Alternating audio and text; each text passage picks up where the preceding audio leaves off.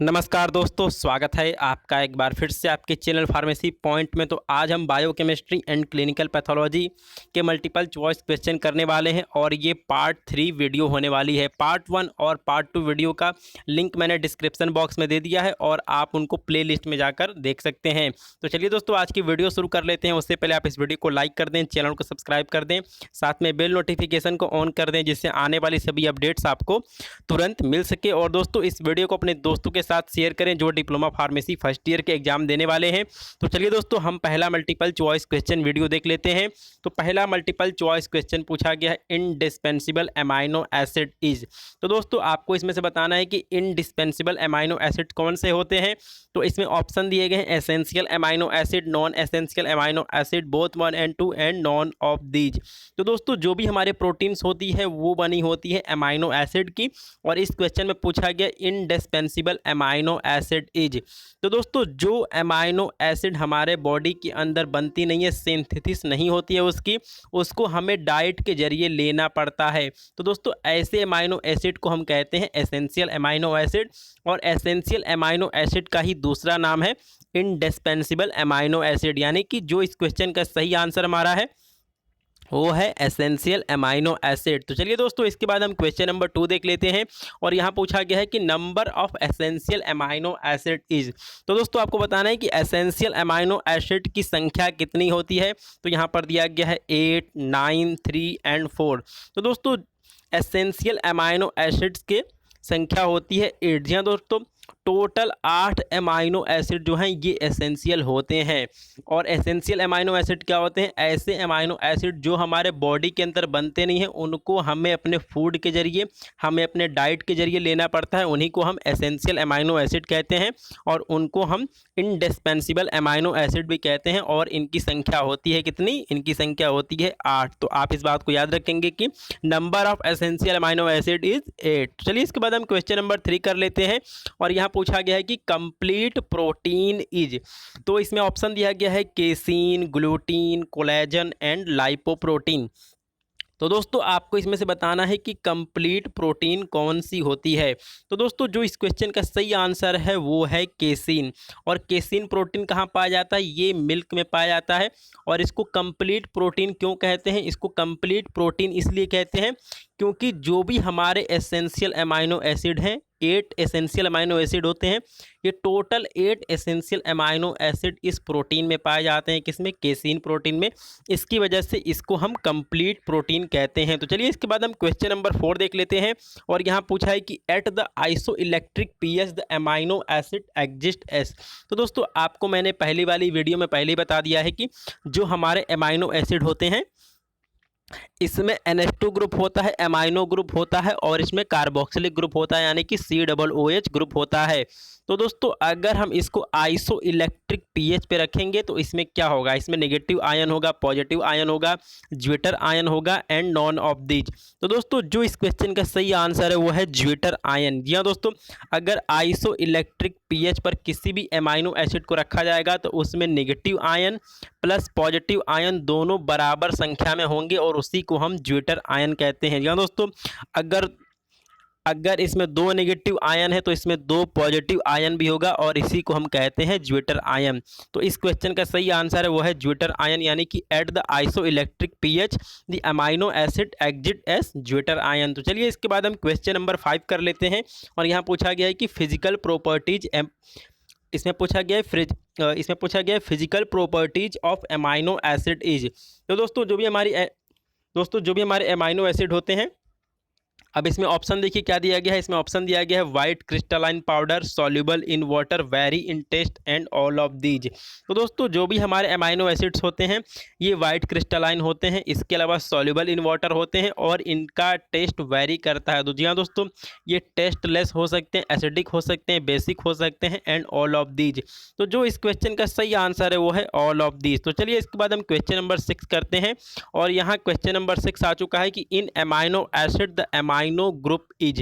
तो दोस्तों, जो भी हमारा बेसिक स्ट्रक्चर होता है अमाइनो एसिड का, इसमें आपने देखा होगा 2 ग्रुप पाए जाते हैं। पहला आपका कार्बोक्सिलिक ग्रुप होता है और सेकेंड ग्रुप होता है सेकेंड ग्रुप होता है एमाइनो ग्रुप होता है। तो दोस्तों जो हमारा एमाइनो ग्रुप होता है ये हमारा किस नेचर का होता है, बेसिकली ये इस क्वेश्चन में पूछा गया है। तो यहाँ पर ऑप्शन दिए गए हैं basic, acidic, neutral and none of these. तो दोस्तों जो भी हमारा एमाइनो एसिड है उसके अंदर एमाइनो ग्रुप जो है ये हमारा बेसिक होता है, यानी कि क्षारीय होता है, इसको हिंदी में कहते हैं।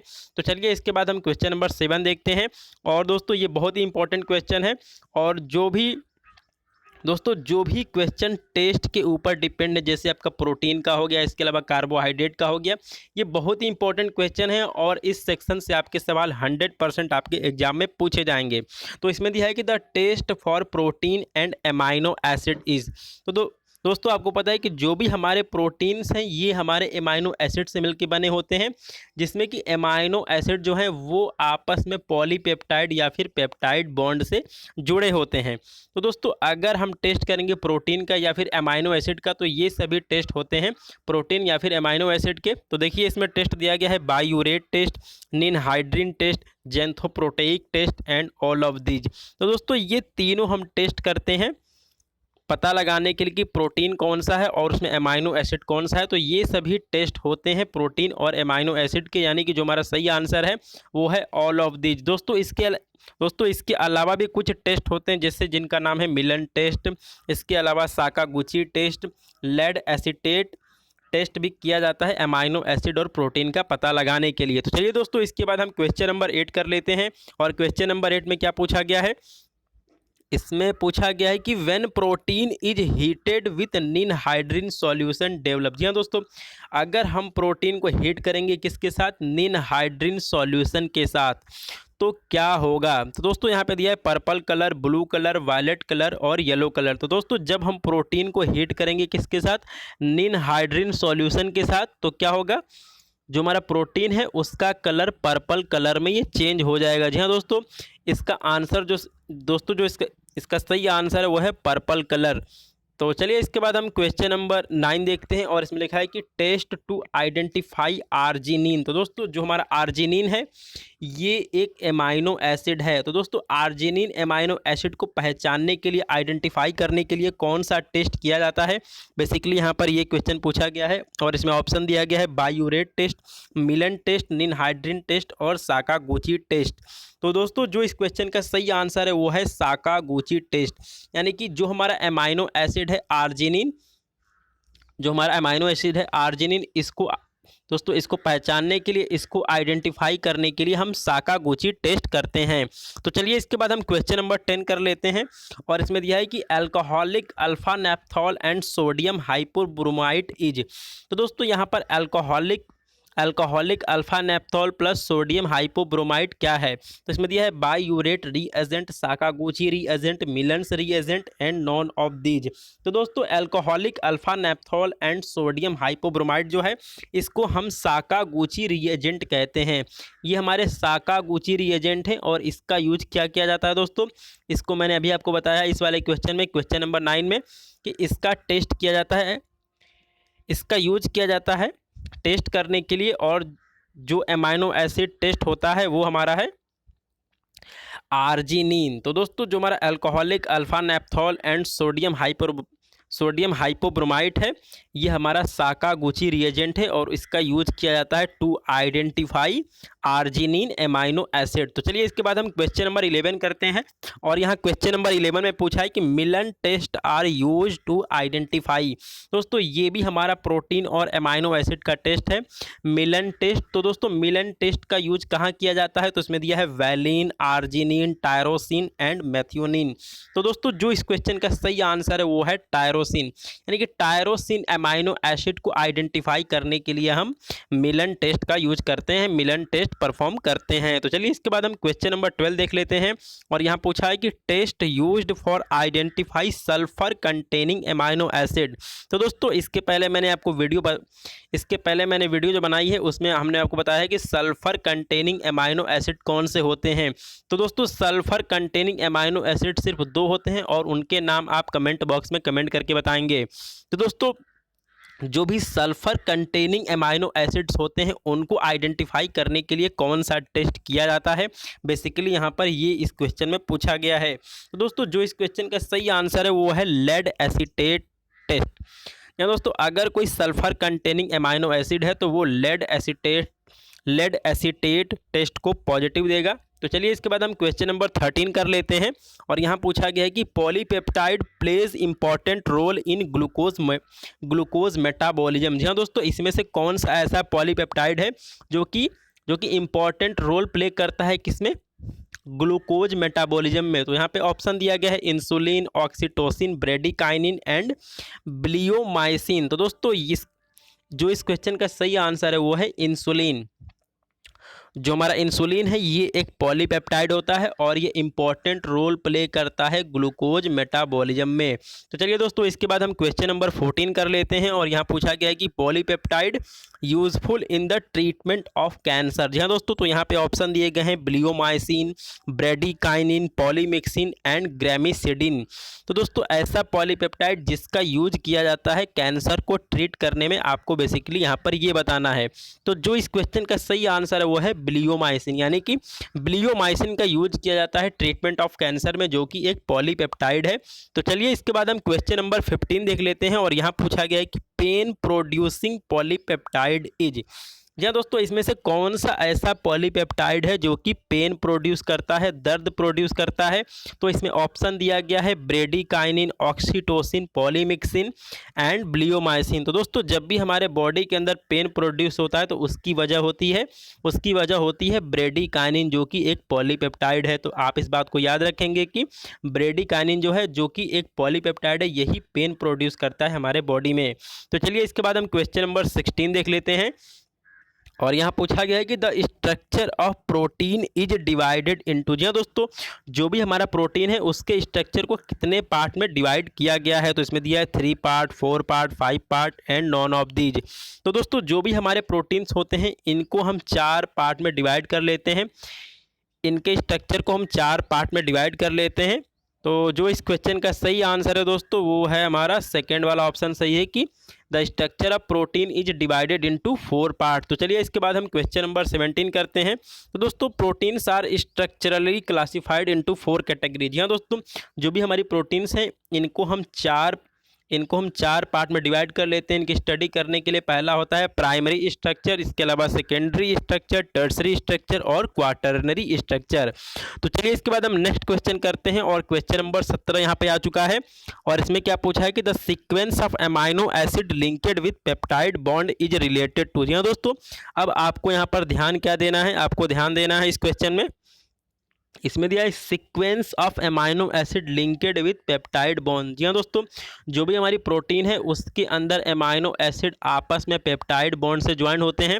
तो दोस्तों आपको इसमें से बताना है कि sequence of amino acid linked with peptide bond is related to. तो दोस्तों ये हमारा रिलेटेड होता है किससे, प्राइमरी स्ट्रक्चर से। तो जो इस क्वेश्चन का सही आंसर है वो है फर्स्ट वाला। तो चलिए इसके बाद हम क्वेश्चन नंबर 18 कर लेते हैं। और यहाँ दिया गया है कि coiling of polypeptide chain in helical structure is related to. तो दोस्तों जो भी हमारा प्रोटीन है इसका सेकेंडरी स्ट्रक्चर होता है हेलिकल स्ट्रक्चर का कुछ इस तरह बना होता है। तो ये हमारा सेकेंडरी स्ट्रक्चर होता है।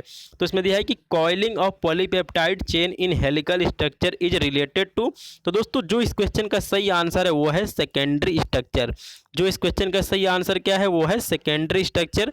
तो आपको पता हो गया होगा जो हमारे प्रोटीन्स हैं इनका सेकेंडरी स्ट्रक्चर किस तरह होता है, ये होता है हेलिकल स्ट्रक्चर का, इस तरह का बना होता है ये स्ट्रक्चर। तो ये हमारा सेकेंडरी स्ट्रक्चर होता है प्रोटीन का। तो चलिए इसके बाद हम क्वेश्चन नंबर 19 कर लेते हैं। और यहाँ दिया गया है on denaturation which structure of protein is not affected. हाँ दोस्तों, अब यहाँ पर लिखा है डीनेचुरेशन का मतलब क्या होता है, इसका मतलब होता है दोस्तों ब्रेक कर देना। तो जो भी हमारी प्रोटीन है अगर उसको हम हीट कर देंगे तो जो भी उसके अंदर बॉन्ड बने हुए हैं वो सभी टूट जाएंगे। तो दोस्तों उसी को हम कहते हैं डीनेचुरेशन। लेकिन अगर हम प्रोटीन का डीनेचुरेशन करेंगे तो उसमें से कौन सा ऐसा स्ट्रक्चर होगा जो प्रभावित नहीं होगा, जो अफेक्टेड नहीं होगा, यानी कि on denaturation which structure of protein is not affected. तो दोस्तों जो हमारा प्राइमरी स्ट्रक्चर होता है वो अफेक्टेड नहीं होता है। ये बहुत ही इंपॉर्टेंट क्वेश्चन है, आप इस बात को याद रखेंगे कि on denaturation primary structure of protein is not affected. तो चलिए इसके बाद हम क्वेश्चन नंबर 20 कर लेते हैं। और इस क्वेश्चन नंबर 20 में पूछा है कि physical denaturation agents for protein is. जी हाँ दोस्तों, फिजिकल डीनेचुरेशन एजेंट्स कौन से हैं, तो इसमें दिया है heat, UV rays, X rays and all of this. तो दोस्तों जो इस क्वेश्चन का सही आंसर है वो है ऑल ऑफ दिस, यानी कि हीट, यूवी रेज और एक्स रे जो हैं ये फिजिकल डीनेचुरेशन एजेंट हैं जो कि प्रोटीन्स को डीनेचुरेट कर सकते हैं। तो चलिए इसके बाद हम क्वेश्चन नंबर 21 देख लेते हैं और यहाँ दिया गया है कि chemical agents for protein denaturation is. हाँ दोस्तों, आपको यहाँ पर ऐसे एजेंट्स बताने हैं जो कि केमिकल इन नेचर हो और जो प्रोटीन का डीनेचुरेशन कर सकते हो। तो दोस्तों यहाँ पर ऑप्शन दिया गया है acid, alkali, enzymes and heavy metals and all of these. तो दोस्तों ये सभी acids, alkalis and enzymes and heavy metals जो हैं ये सभी केमिकल एजेंट्स हैं जो कि प्रोटीन को डीनेचुरेट कर सकते हैं। तो दोस्तों आपको ये वीडियो कैसी लगी, आप इस वीडियो को लाइक करें, साथ में चैनल को सब्सक्राइब करें, इसको अपने दोस्तों के साथ शेयर करें। और दोस्तों इसके बाद का चैप्टर होगा उसके मल्टीपल चॉइस क्वेश्चन करवाया जाएगा। तो दोस्तों आपका ये वीडियो देखने के लिए धन्यवाद। जय हिंद।